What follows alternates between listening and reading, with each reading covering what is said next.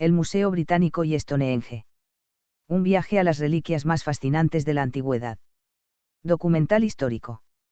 Egipto, Sumeria, Asiria, Inglaterra anglosajona, Stonehenge. Este documental propone un recorrido por algunas de las reliquias más importantes conservadas en el Museo Británico y por uno de los monumentos prehistóricos más enigmáticos del mundo, Stonehenge. A través de objetos creados hace más de 5.000 años descubriremos cómo nacieron las primeras ciudades, la escritura, las grandes monarquías y algunas de las creencias que dieron forma a las primeras civilizaciones. Visitaremos el antiguo Egipto para conocer la piedra de Rosetta y comprender cómo fue posible descifrar los jeroglíficos tras siglos de silencio. Viajaremos a Mesopotamia para descubrir el nacimiento de la escritura cuneiforme, el estandarte de Ur y el juego real de Ur, testigos de la primera gran civilización urbana de la historia.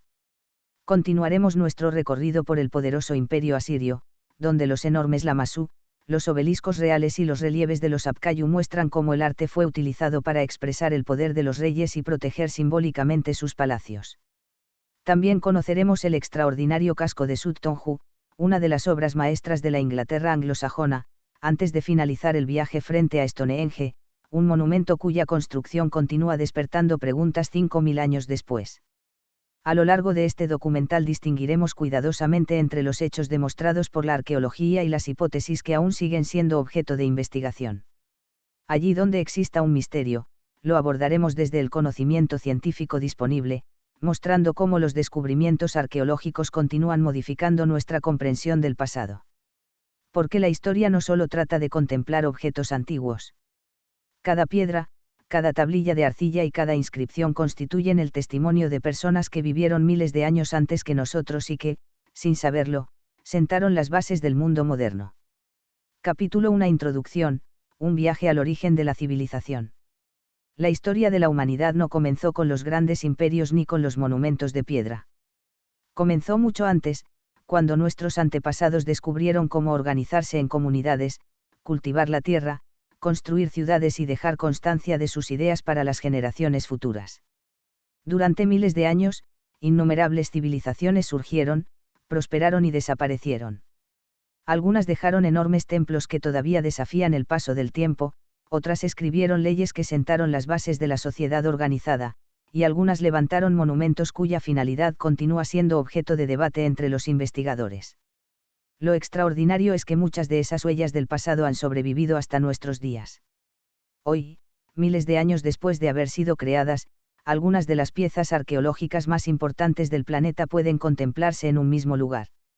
Ese lugar es el Museo Británico de Londres. Pero nuestro viaje no terminará entre las paredes de un museo. También abandonaremos la ciudad para visitar uno de los monumentos prehistóricos más conocidos del mundo, Stonehenge, un lugar donde ciencia, arqueología y misterio continúan caminando de la mano. Antes de comenzar nuestro recorrido conviene recordar una idea fundamental. Cada objeto que veremos en este documental fue creado por personas reales.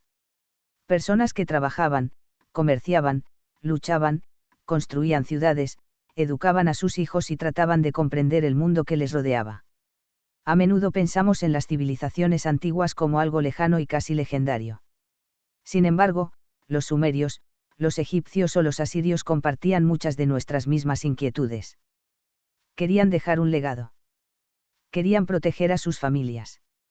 Querían explicar el universo mediante la religión y la observación del cielo. Y, sobre todo, querían que su historia no fuera olvidada. Paradójicamente, muchas de aquellas culturas desaparecieron hace miles de años.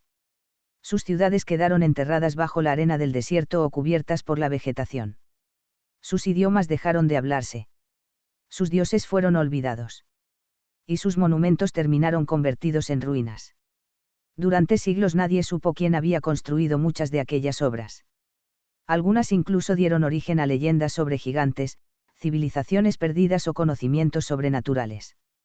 La realidad, sin embargo, ha resultado mucho más fascinante.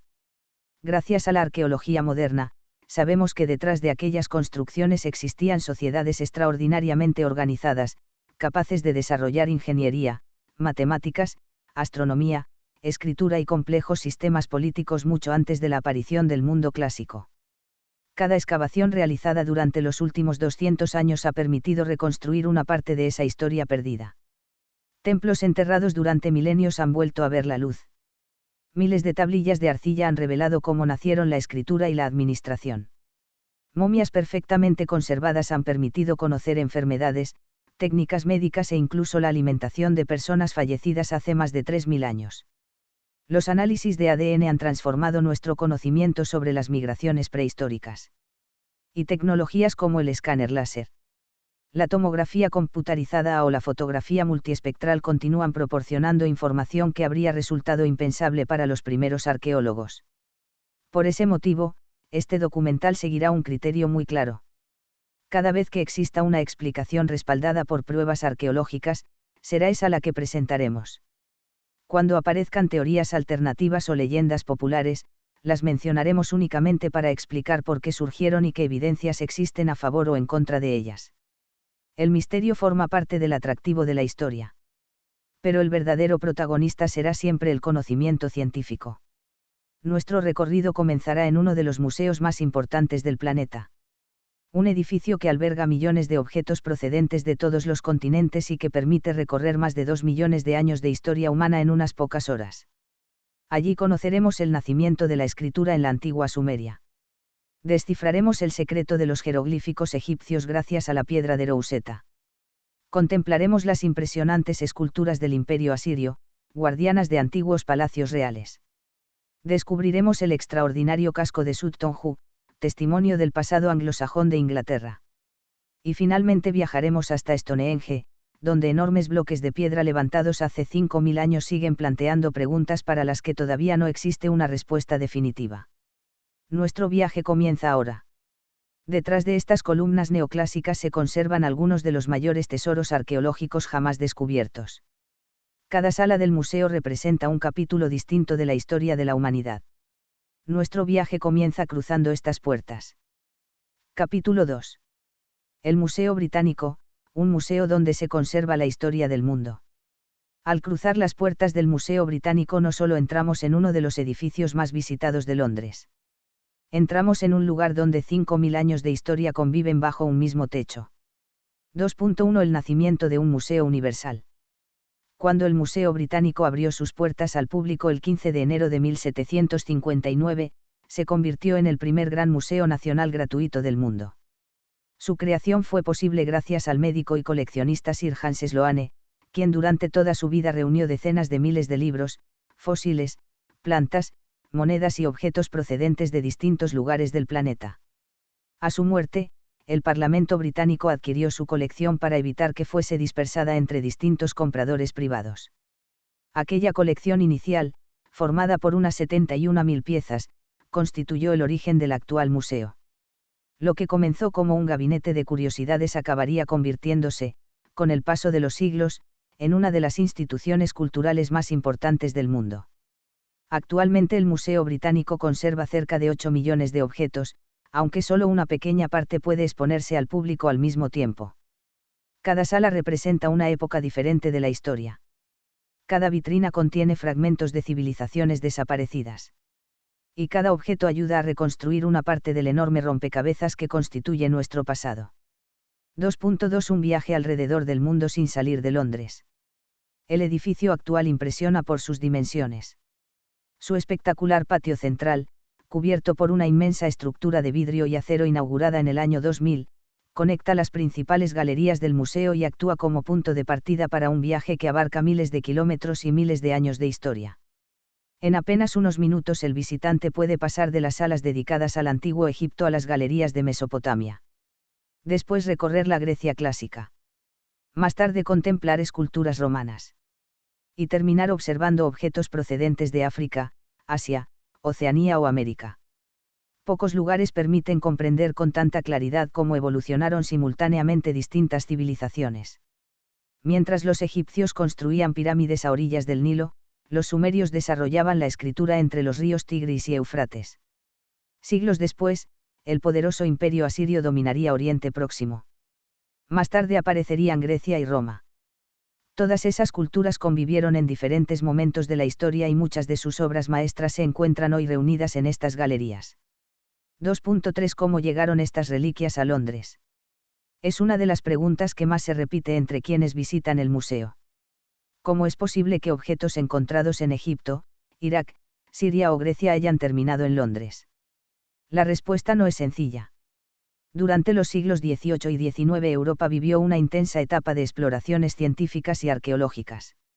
Numerosos diplomáticos, viajeros y arqueólogos financiados por gobiernos o instituciones comenzaron a excavar antiguas ciudades que permanecían enterradas desde hacía siglos. Muchas de aquellas excavaciones fueron perfectamente legales según la legislación vigente en su época. En otros casos, las circunstancias fueron mucho más complejas. Algunas piezas fueron adquiridas mediante acuerdos con las autoridades locales. Otras llegaron como regalos diplomáticos. Y algunas fueron trasladadas durante periodos de dominio colonial, una práctica que hoy genera un intenso debate internacional. En la actualidad numerosos países solicitan la devolución de determinadas obras consideradas parte esencial de su patrimonio histórico. El Museo Británico sostiene que su misión consiste en conservarlas, investigarlas y ponerlas a disposición de millones de visitantes procedentes de todo el mundo. Por su parte, otros gobiernos consideran que esas piezas deberían regresar a los lugares donde fueron creadas. Se trata de una cuestión compleja para la que no existe una respuesta sencilla. Más allá del debate, lo indiscutible es que muchas de estas obras han sobrevivido gracias a su conservación en instituciones especializadas y han permitido realizar investigaciones fundamentales para comprender la historia de la humanidad. 2.4 Mucho más que un museo. El visitante suele fijarse únicamente en las vitrinas. Sin embargo, detrás de cada pieza existe un inmenso trabajo científico.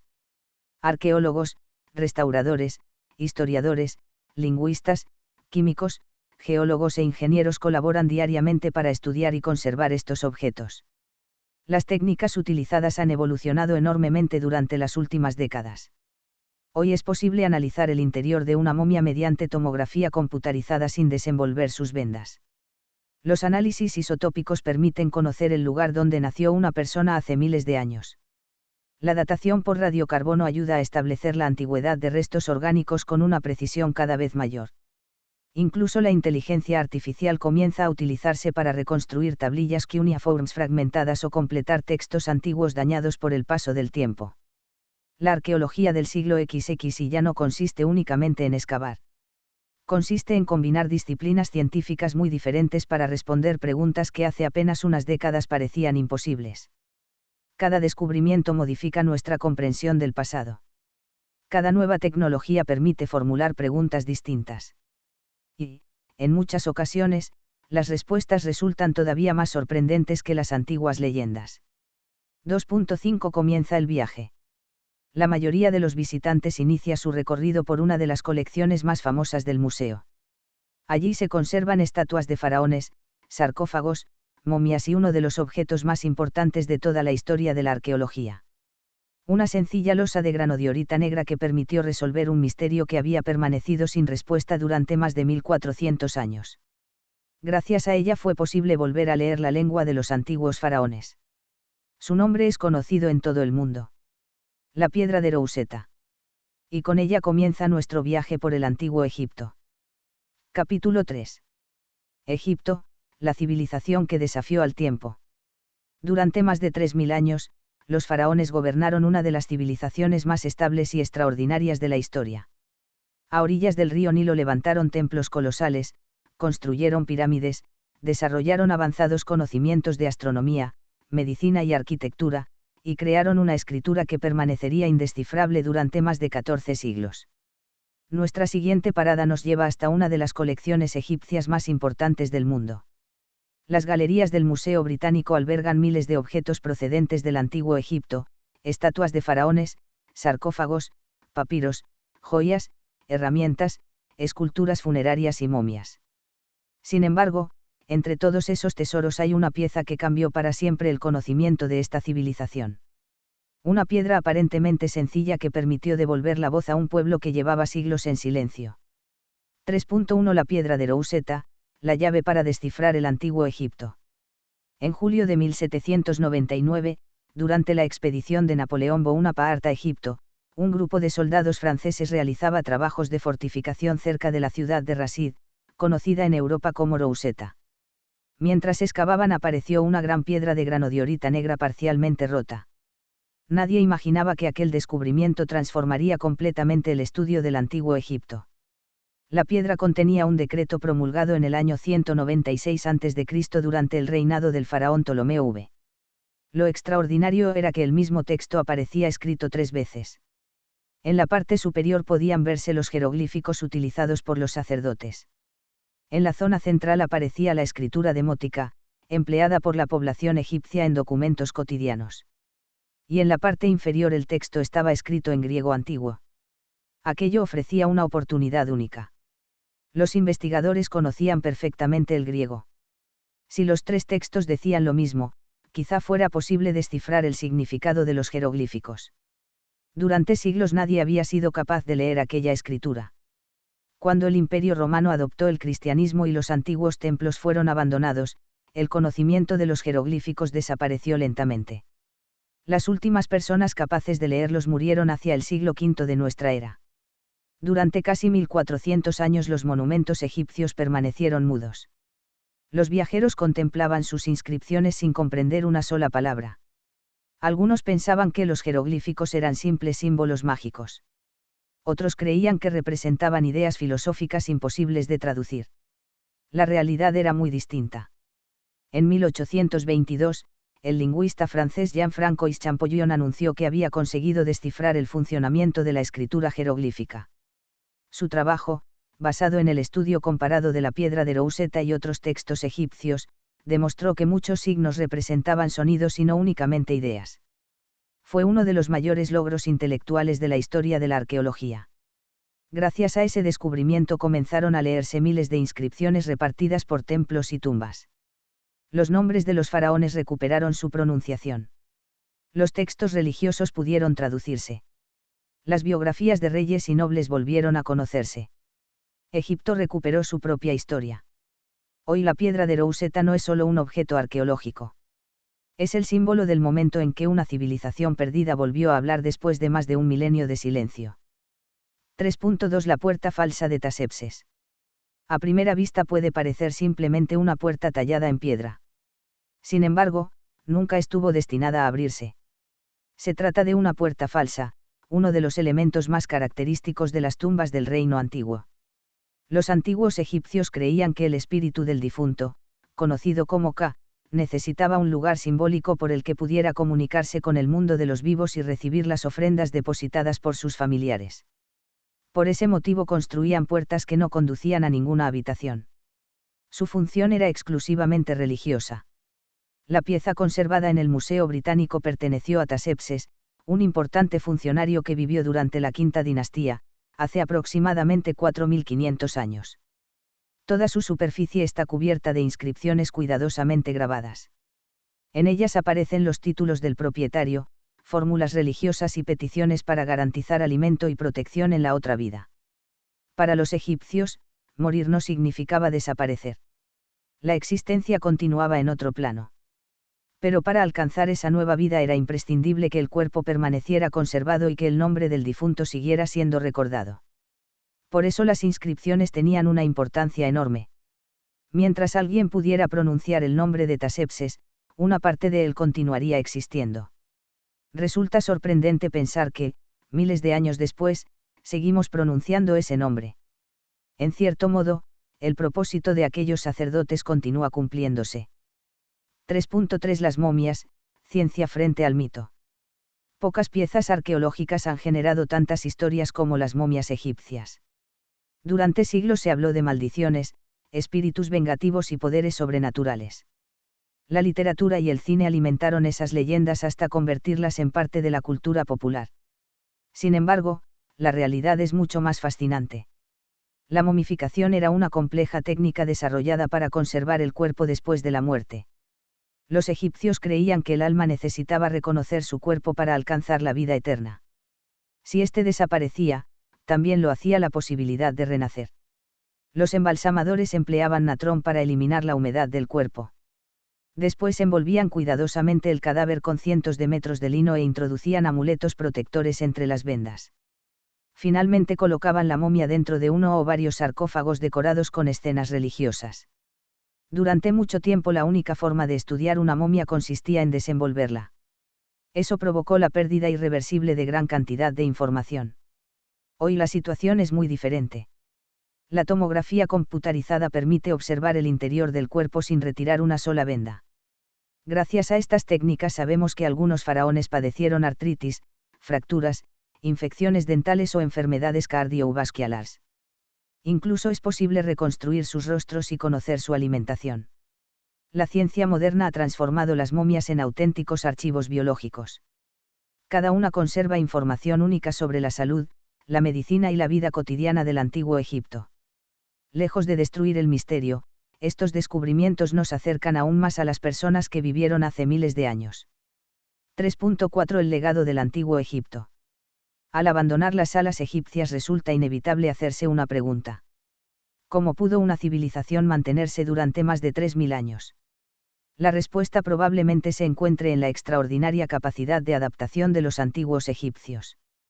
Supieron aprovechar las crecidas del Nilo. Desarrollaron una administración eficaz. Construyeron una identidad cultural basada en la religión y en la figura del faraón. Y dejaron un legado artístico y arquitectónico que todavía hoy continúa despertando admiración. Sin embargo, nuestro viaje acaba de comenzar. Mientras Egipto levantaba pirámides y templos monumentales, otra civilización estaba transformando el mundo de una forma aún más profunda. En la región situada entre los ríos Tigris y Éufrates, unos escribas comenzaron a presionar pequeños cálamos sobre tablillas de arcilla húmeda. Aquellos sencillos signos marcarían el nacimiento de la escritura.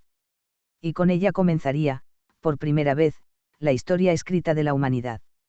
Nuestro siguiente destino será la antigua Sumeria. Capítulo 4. Sumeria, donde nació la historia. Si el antiguo Egipto nos enseñó cómo una civilización podía desafiar al tiempo mediante monumentos colosales, Mesopotamia cambió el mundo de una forma mucho más profunda. Fue aquí donde el ser humano aprendió a escribir.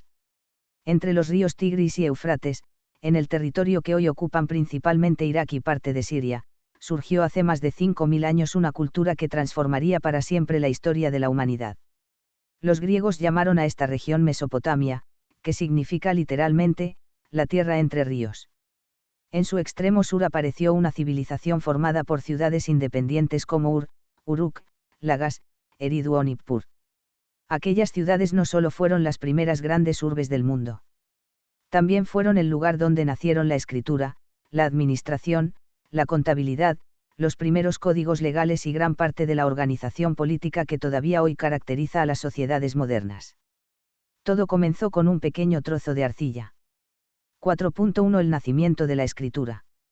Hace unos 5200 años, los comerciantes y administradores sumerios se enfrentaban a un problema cada vez más complejo. Las ciudades crecían rápidamente.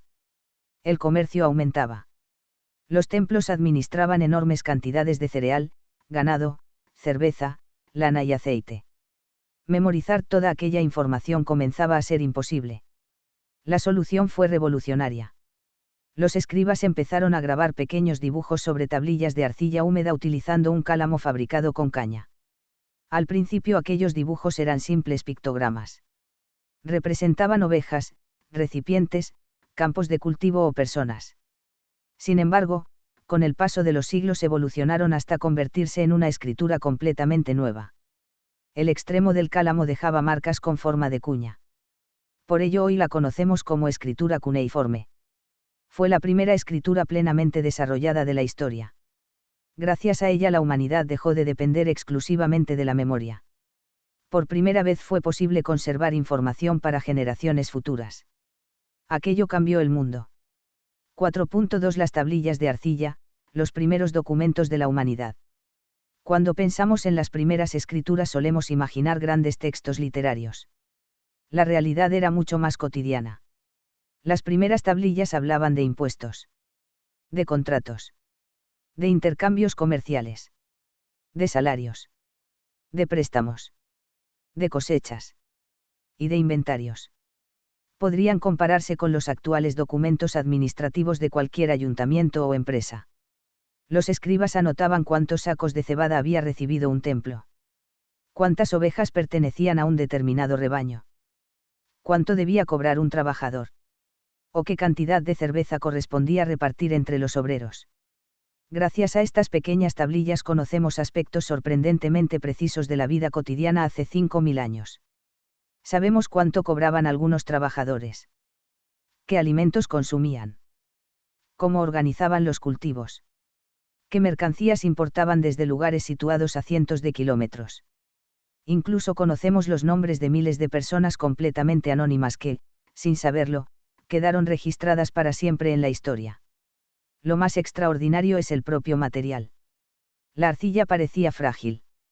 Sin embargo, una vez cocida por el fuego, ya fuera de forma intencionada o accidental durante incendios, podía conservarse prácticamente intacta durante milenios. Por eso hoy seguimos leyendo documentos escritos hace más de 5.000 años. 4.3 La escuela de los escribas. No cualquiera podía escribir. Los escribas constituían una de las profesiones más prestigiosas de Mesopotamia. Desde niños acudían a escuelas especializadas llamadas edubba, literalmente, la casa de las tablillas. Su formación podía durar más de 10 años. Debían memorizar cientos de signos cuneiformes. Aprender matemáticas. Dominar la contabilidad. Conocer diferentes lenguas. Y copiar una y otra vez textos completos hasta alcanzar una escritura perfecta.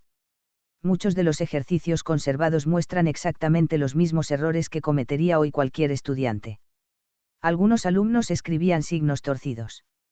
Otros olvidaban palabras. Y algunos profesores anotaban correcciones sobre la propia tablilla. 5.000 años después todavía podemos observar aquellas clases. Es como entrar en un aula del primer colegio de la historia. 4.4 La epopeya de Gilgamesh, el primer gran relato de la humanidad. Con el paso de los siglos la escritura dejó de utilizarse únicamente para administrar ciudades. También comenzó a transmitir historias. La más famosa de todas es la epopeya de Gilgamesh. Se trata del relato literario más antiguo conservado por la humanidad.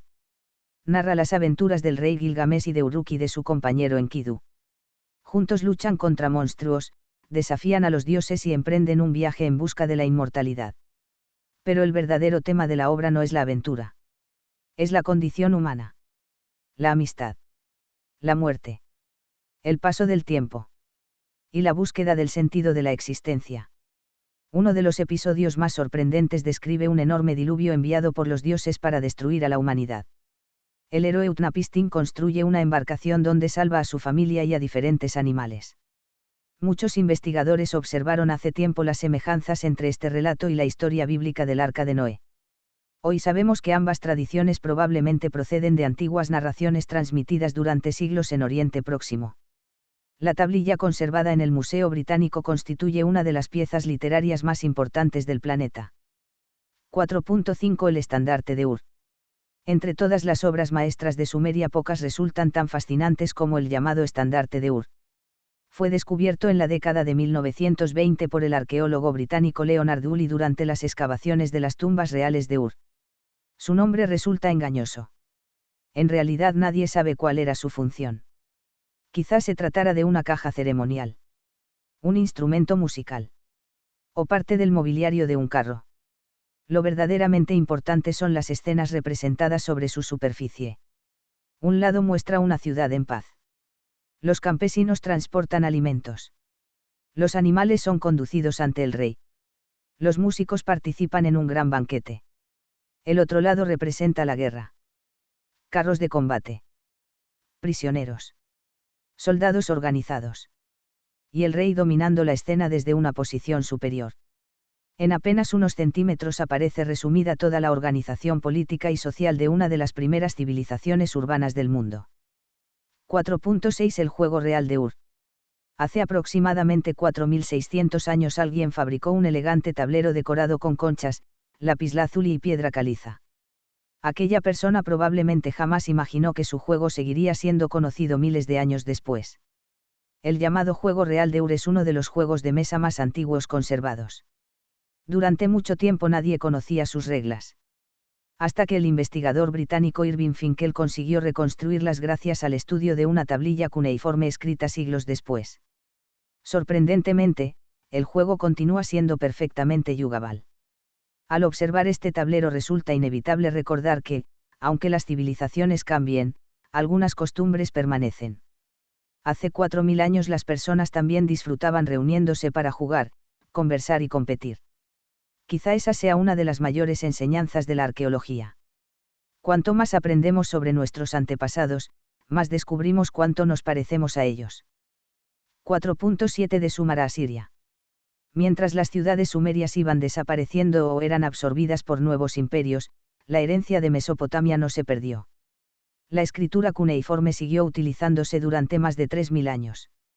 Los conocimientos matemáticos y astronómicos continuaron desarrollándose. Y nuevos reinos heredaron aquella tradición. Uno de ellos llegaría a convertirse en el mayor poder militar de Oriente Próximo. Sus reyes levantaron inmensos palacios custodiados por criaturas aladas de piedra. Cubrieron sus muros con relieves monumentales. Y utilizaron el arte como una poderosa herramienta política. Nuestra siguiente parada nos lleva al Imperio Asirio, una de las civilizaciones más impresionantes de toda la antigüedad. Capítulo 5. El Imperio Asirio, cuando el arte se convirtió en poder. Si Sumeria inventó la escritura y Egipto levantó monumentos destinados a la eternidad, Asiria perfeccionó algo diferente, el uso del arte como instrumento político. Durante varios siglos, el Imperio Asirio dominó gran parte de Oriente Próximo. Desde las montañas de Anatolia hasta las costas del Golfo Pérsico, millones de personas vivieron bajo la autoridad de unos reyes que no solo aspiraban a gobernar, sino también a demostrar constantemente su poder. Para lograrlo levantaron ciudades monumentales como Asur, Kalú, Nimrud, Dur-Sarrukin y Nínive. Sus palacios no estaban pensados únicamente como residencias reales. Eran auténticos escenarios destinados a impresionar a embajadores extranjeros, comerciantes, nobles y enemigos. Cada muro, cada escultura y cada inscripción transmitían un mensaje muy claro. El rey gobernaba por voluntad de los dioses. Y cualquiera que contemplara aquellos edificios debía comprenderlo desde el primer instante. En ninguna otra civilización de la antigüedad el arte fue utilizado con tanta eficacia como herramienta de propaganda. 5.1 Los grandes reyes de Asiria. Entre los siglos 9 y 7 a.C., Asiria se convirtió en el mayor imperio conocido hasta ese momento. Reyes como Asurnasirpal II, Salmanasar III, Tiglat-Pileser III, Sargón II, Sennacherib y Asurbanipal transformaron un pequeño reino del norte de Mesopotamia en una potencia militar sin precedentes. Su ejército introdujo importantes innovaciones. Utilizaban caballería organizada, ingenieros especializados en asedios, torres móviles, arietes y una compleja red de comunicaciones que permitía controlar enormes territorios. Sin embargo, los asirios comprendieron que la fuerza militar, por sí sola, no bastaba para mantener unido un imperio tan extenso. También era necesario transmitir una imagen de autoridad absoluta. Para ello recurrieron al arte. Cada campaña militar quedaba grabada en piedra.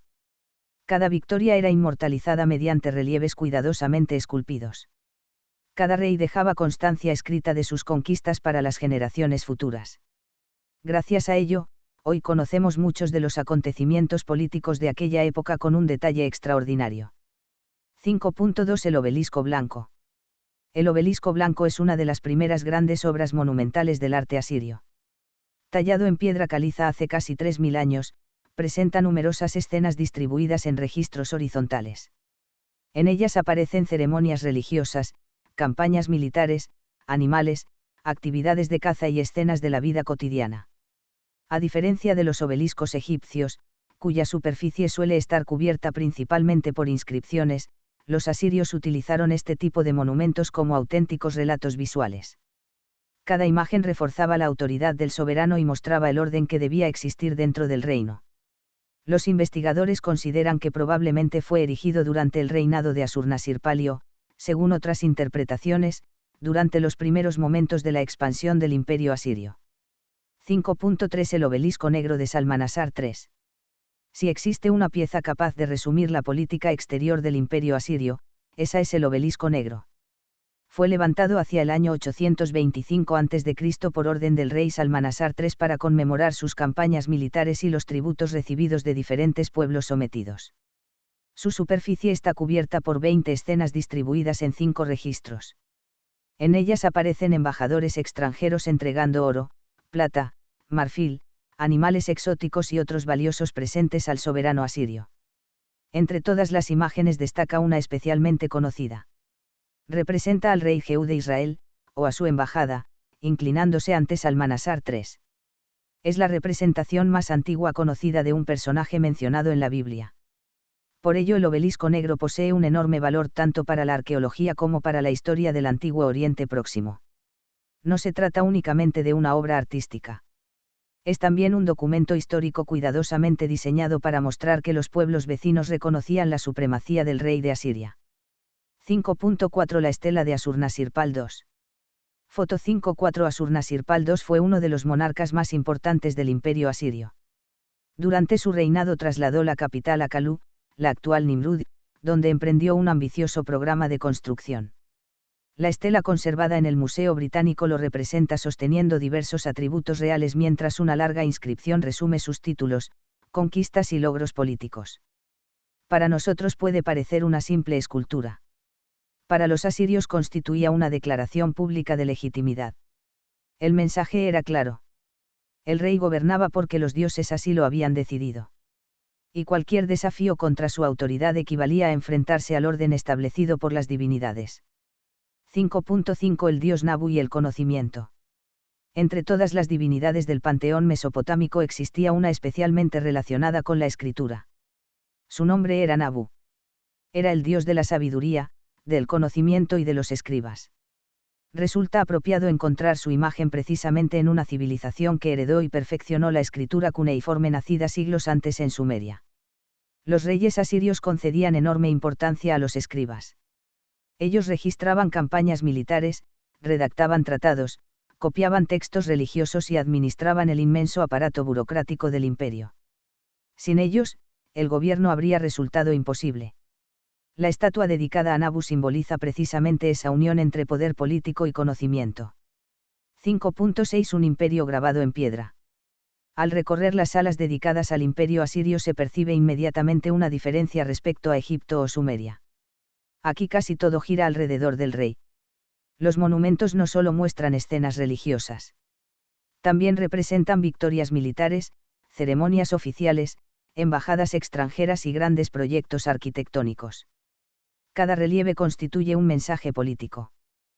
Cada inscripción recuerda a quién gobierna. Cada escultura protege simbólicamente el palacio. Y precisamente esos guardianes de piedra serán los protagonistas de nuestro siguiente capítulo. Enormes criaturas aladas con cuerpo de toro o de león, alas de águila y rostro humano que vigilaban las puertas de los palacios reales. Los antiguos asirios los llamaban lamassu. Y todavía hoy continúan impresionando a cualquiera que atraviese las galerías del Museo Británico. Capítulo 6. Los guardianes del imperio, Lamassu, Apkayu y la biblioteca de Asurbanipal.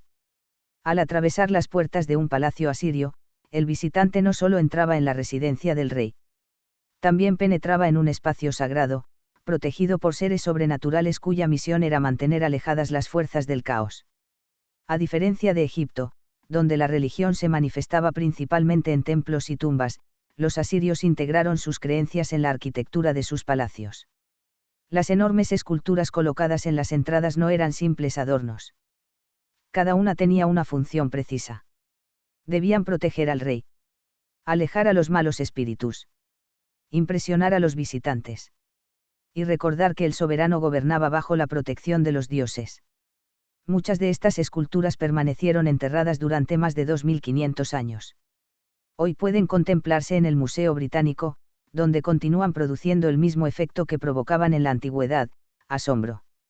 6.1 Los lamassu, los gigantes de piedra. Entre las obras más impresionantes del Museo Británico destacan los enormes lamassu, gigantescas esculturas de piedra que custodiaban las entradas de los palacios reales. Estas criaturas combinaban varias características simbólicas. Tenían cuerpo de toro o de león, representando la fuerza. Alas de águila, símbolo del poder divino y de la velocidad. Y rostro humano, asociado a la inteligencia y la sabiduría. Para los antiguos asirios reunían las mejores cualidades de los seres más poderosos de la naturaleza. Su misión era proteger los edificios reales frente a enemigos visibles e invisibles. No eran dioses.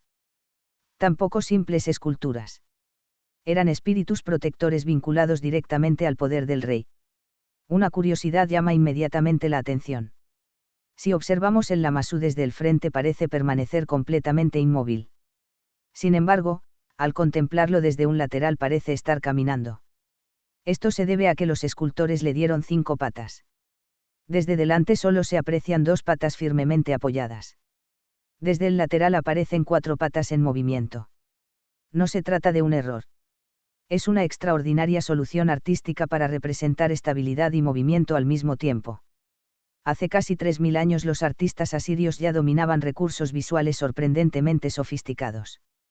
6.2 Los Apcayu, los sabios protectores. Junto a los Lamassu aparecen con frecuencia otras figuras igualmente fascinantes. Los Apcayu. Según la tradición mesopotámica eran antiguos sabios enviados por los dioses para enseñar conocimientos fundamentales a la humanidad. Transmitieron la escritura, la agricultura, la arquitectura, la medicina y numerosas técnicas necesarias para construir una sociedad civilizada. Por ello aparecen representados como protectores de los palacios y guardianes del conocimiento. Muchos relieves muestran Apcayu con aspecto humano. Otros presentan cabeza de águila. En ambos casos sostienen objetos rituales destinados a purificar simbólicamente el entorno y proteger al rey frente a cualquier influencia maligna. 6.3 El bolso de los dioses, un misterio resuelto por la arqueología. En los últimos años una imagen ha circulado ampliamente por Internet. En ella aparece un genio alado sujetando un pequeño objeto con asa. Algunas personas afirman que se trata de un bolso moderno. Otras sugieren que representa una tecnología perdida o incluso un objeto de origen extraterrestre. La realidad es mucho menos fantástica. Y mucho más interesante. Los arqueólogos conocen perfectamente ese objeto. Se denomina bandudu. Era un recipiente ceremonial utilizado durante rituales religiosos. En la otra mano suele aparecer un pequeño cono llamado muyilu, empleado para esparcir agua sagrada o sustancias purificadoras sobre personas, árboles o edificios. El significado de la escena es claro. El Apcayu está realizando un ritual de purificación. No existe ninguna evidencia arqueológica que apoye las interpretaciones pseudocientíficas. Todas las representaciones conservadas muestran exactamente el mismo contexto religioso. Este es un excelente ejemplo de cómo el conocimiento histórico permite distinguir entre el misterio auténtico y las especulaciones sin fundamento. La arqueología no elimina el interés de estas imágenes. Al contrario. Nos ayuda a comprender su verdadero significado dentro de la cultura que las creó. 6.4 La biblioteca que sobrevivió al fuego. Si la escritura nació en Sumeria, fue en Asiria donde alcanzó uno de sus momentos más extraordinarios. El rey Asurbanipal, que gobernó durante el siglo VII a.C., era un apasionado del conocimiento. A diferencia de muchos monarcas de la antigüedad, sabía leer y escribir en escritura cuneiforme. Ordenó reunir textos procedentes de todo su imperio. Los escribas copiaron cuidadosamente obras religiosas, tratados médicos, observaciones astronómicas, diccionarios, himnos, leyes y relatos literarios. Así nació la Biblioteca de Asurbanipal, considerada la primera gran biblioteca organizada del mundo. Cuando Nínive fue destruida en el año 612 a.C., el incendio que arrasó el palacio coció accidentalmente miles de tablillas de arcilla. Paradójicamente, el desastre aseguró su conservación. Más de 2600 años después seguimos leyendo aquellos documentos. Entre ellos se encontraba una copia casi completa de la epopeya de Gilgamesh, gracias a la cual conocemos el relato literario más antiguo de la humanidad. Sin aquella biblioteca, una parte inmensa de la historia de Mesopotamia habría desaparecido para siempre. 6.5 La caída del gigante. Durante siglos el imperio asirio pareció invencible. Sin embargo, incluso las mayores potencias terminan enfrentándose al paso del tiempo. A finales del siglo VII a.C. una coalición formada por medos y babilonios atacó las principales ciudades asirias. En el año 612 a.C. cayó Nínive. Con ella desapareció uno de los imperios más poderosos de la antigüedad. Sus palacios quedaron enterrados bajo toneladas de tierra. Sus esculturas permanecieron ocultas durante más de 2000 años. Y muchas personas llegaron incluso a dudar de que Asiria hubiera existido realmente. No fue hasta las excavaciones del siglo XIX cuando arqueólogos como Austin Henry Layard devolvieron aquellas ciudades al mundo moderno. Los gigantes de piedra volvieron a contemplar la luz del sol. Las tablillas comenzaron de nuevo a ser leídas. Y una civilización que parecía perdida recuperó su lugar en la historia. 6.6 Un nuevo comienzo. Nuestro recorrido por Mesopotamia termina aquí. Hemos visto cómo nació la escritura. Cómo surgieron las primeras ciudades. Cómo los reyes utilizaron el arte para expresar su autoridad.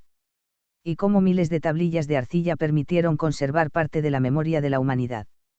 Ahora abandonaremos Oriente Próximo para regresar a las Islas Británicas. Nuestro siguiente destino será un descubrimiento muy diferente. Un enterramiento hallado bajo un túmulo funerario que transformó completamente el conocimiento sobre la Inglaterra anglosajona. Entre las piezas recuperadas destacaba un objeto convertido hoy en uno de los grandes símbolos del Museo Británico. El extraordinario casco de Sutton Hoo. Capítulo 7. Sutton Hoo, el tesoro que cambió la historia de Inglaterra. En ocasiones, un solo descubrimiento arqueológico es capaz de transformar por completo lo que creemos saber sobre una época histórica.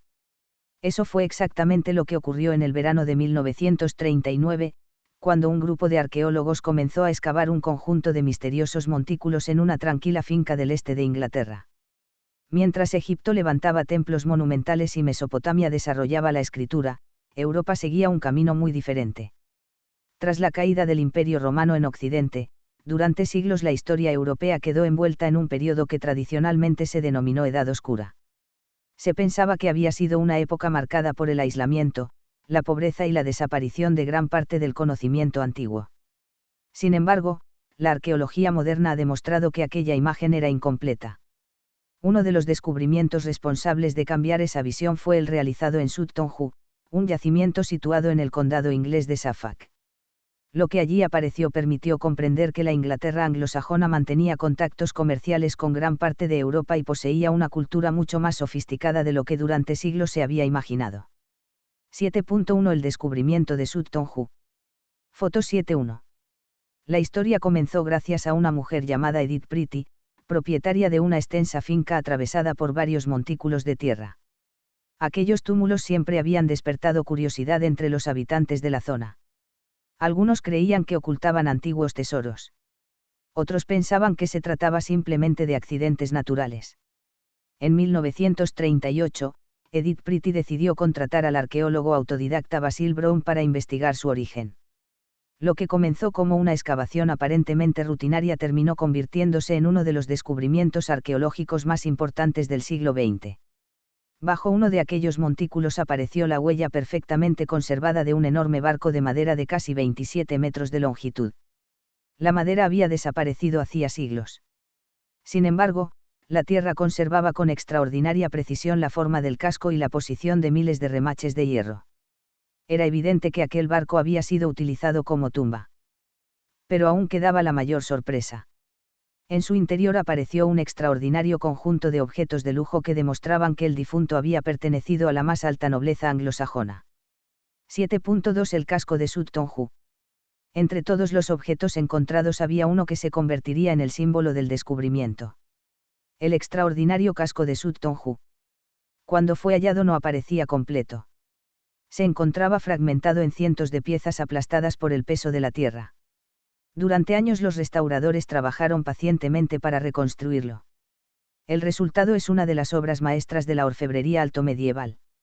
El casco está fabricado principalmente con hierro, recubierto por placas decoradas con motivos geométricos y escenas de guerreros.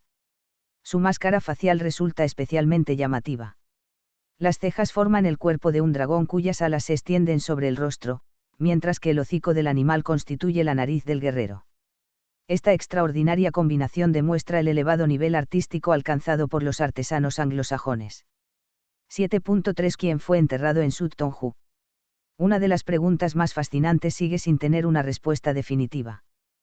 ¿Quién fue enterrado en aquella embarcación? La acidez del suelo hizo desaparecer prácticamente todos los restos humanos. Sin embargo, la riqueza del ajuar funerario permite afirmar que pertenecía a una figura de enorme importancia. La hipótesis más aceptada identifica al difunto con Raedwald, rey del reino anglosajón de East Anglia, fallecido hacia el año 624. Raedwald ocupó un papel fundamental en la consolidación de los primeros reinos ingleses y mantuvo contactos tanto con otros gobernantes europeos como con el mundo cristiano. Aunque no existe una prueba absoluta que confirme esta identificación, la cronología y la riqueza del enterramiento hacen que muchos especialistas la consideren la explicación más probable. La arqueología, una vez más, nos recuerda que algunas preguntas permanecen abiertas. Y precisamente ahí reside parte de su fascinación. 7.4 Un tesoro procedente de toda Europa. Indicaciones para el vídeo. Mostrar hebillas, monedas, copas y joyas. Acercamientos al trabajo en oro. Recreaciones de rutas comerciales. Uno de los aspectos más sorprendentes del hallazgo fue comprobar el origen de muchos de sus objetos. Algunas monedas procedían del continente europeo. Las técnicas de trabajo del metal mostraban influencias escandinavas. Determinadas piezas recordaban a talleres situados mucho más al sur. Todo ello demuestra que la Inglaterra del siglo VII estaba lejos de ser un territorio aislado. Existían intensas redes comerciales que conectaban las islas británicas con Escandinavia, Francia, el Mediterráneo e incluso con el antiguo Imperio bizantino.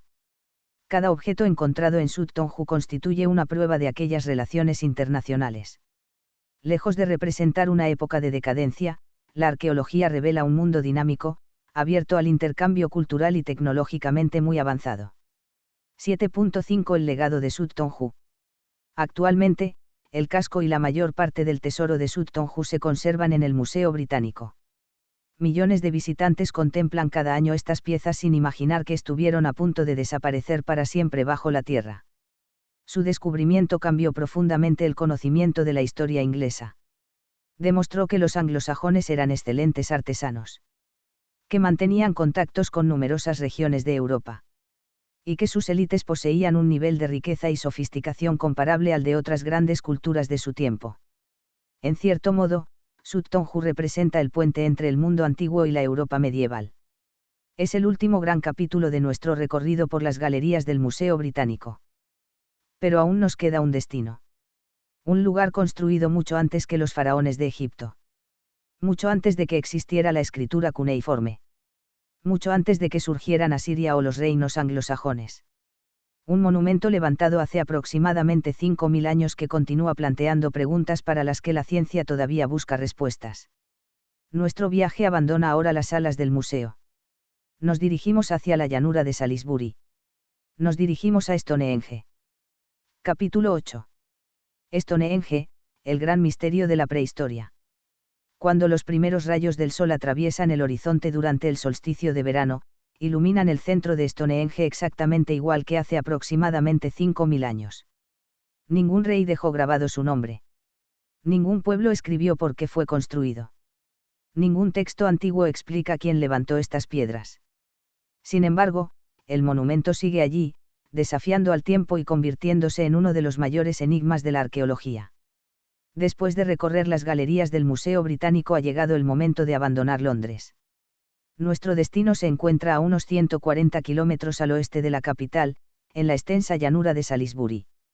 En medio de un paisaje aparentemente sencillo se alza uno de los monumentos más famosos del planeta. A primera vista podría parecer un simple círculo de piedras. Sin embargo, Stonehenge es el resultado de siglos de planificación, ingeniería y organización social. No fue construido en un solo momento. Ni por una única generación. Su historia se desarrolló durante más de 1500 años. Cada piedra representa el esfuerzo colectivo de comunidades enteras que jamás conocieron la escritura, el hierro o la rueda. Y aún así fueron capaces de levantar una obra que continúa despertando admiración 5 milenios después. 8.1 Antes de Stonehenge. Mucho antes de que aparecieran las primeras piedras, este lugar ya era especial. Los arqueólogos han encontrado evidencias de actividad humana en la zona desde hace más de 10.000 años. Durante el Mesolítico, grupos de cazadores-recolectores levantaron enormes postes de madera en las proximidades. No sabemos exactamente cuál era su función. Quizá marcaran un lugar ceremonial. Quizá sirvieran como referencia dentro del paisaje. O quizá estuvieran relacionados con antiguas creencias que nunca llegaremos a conocer. Miles de años después, aquellas comunidades desaparecieron. Pero el lugar siguió siendo importante para quienes ocuparon la región posteriormente. Stonehenge no surgió por casualidad. Fue construido en un espacio que llevaba miles de años teniendo un significado especial para diferentes generaciones. 8.2 La construcción del monumento. La construcción comenzó alrededor del año 3000 AC. Sin embargo, el monumento que contemplamos hoy pertenece principalmente a fases posteriores. Los investigadores distinguen varias etapas. En un primer momento se excavó un enorme foso circular rodeado por un terraplén. En su interior se abrieron 56 cavidades conocidas como aubrioles, posiblemente utilizadas para postes de madera o con fines rituales. Siglos después comenzaron a llegar las primeras piedras. Más tarde se incorporaron los grandes bloques de arenisca conocidos como sarsens, algunos con un peso superior a las 25 toneladas. Finalmente se añadieron nuevas estructuras hasta configurar el círculo que conocemos actualmente. Stonehenge nunca fue una obra terminada de una sola vez. Fue evolucionando durante generaciones. Cada comunidad añadió elementos nuevos respetando la obra de quienes la habían iniciado siglos antes. 8.3 Las piedras azules, un viaje de más de 200 kilómetros. Uno de los mayores misterios durante décadas fue el origen de las llamadas piedras azules. Gracias a estudios geológicos sabemos hoy que proceden de las colinas de Preseli, en el oeste de Gales. Esto significa que fueron transportadas más de 200 kilómetros. Durante mucho tiempo se pensó que era imposible. Algunos incluso imaginaron gigantes, civilizaciones perdidas o ayudas sobrenaturales. La arqueología moderna ha demostrado que no hace falta recurrir a esas explicaciones. Las comunidades neolíticas poseían una enorme capacidad de organización. Utilizando trineos de madera, rodillos, cuerdas fabricadas con fibras vegetales y aprovechando ríos y caminos naturales, podían desplazar cargas extraordinariamente pesadas.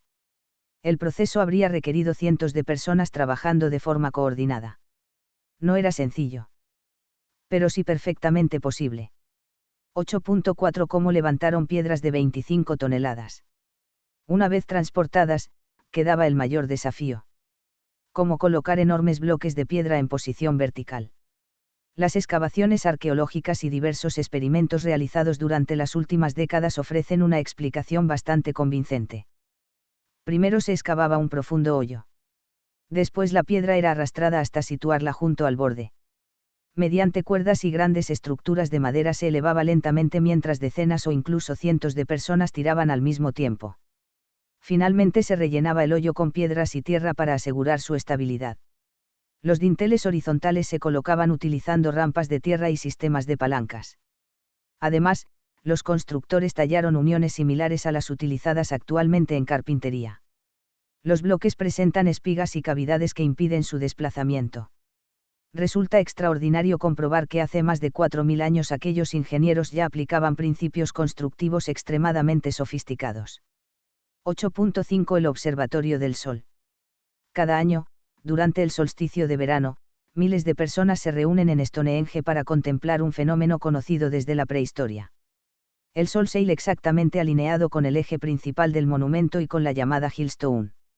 En el solsticio de invierno ocurre el fenómeno contrario. El Sol se pone siguiendo la misma alineación en sentido inverso. Esto demuestra que la orientación del monumento no fue casual. Sus constructores conocían perfectamente el movimiento anual del Sol.